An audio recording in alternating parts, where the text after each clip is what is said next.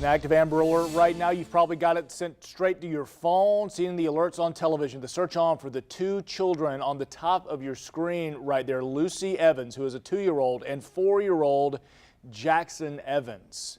Again, mention that Amber Alert. It is out of Lake City, Columbia County. It's been active since late last night. The sheriff's department there tells us the kids' biological parents are actually the suspects in this abduction.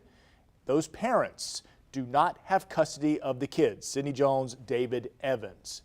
Leah Shields live outside the house where the abduction happened, according to the Columbia County Sheriff's Department. What is new there, Leah? Columbia County Sheriff's Office no longer searching for that silver Dodge Stratus. They believe the Ford to be in.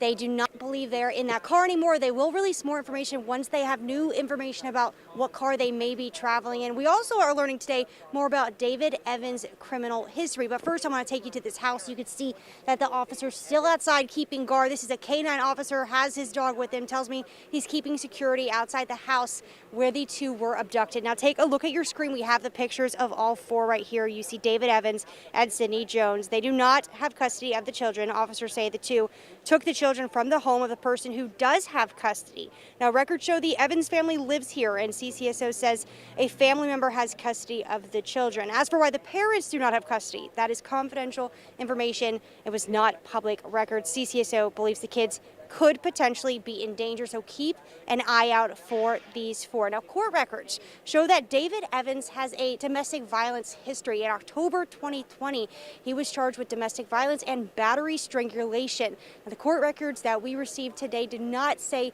who the victim is in this case. However, the victim, talking to the officer in the arrest report, describing being punched, kicked, and choked, saying that Evans has a drug problem and needs help. Now, taking you back here to the scene at the house, family is inside. We are told they do not want to talk about this until their babies are back safe. If you know anything, if you see them, call 911. In Lake City, Leah Shields, First Coast News on your side.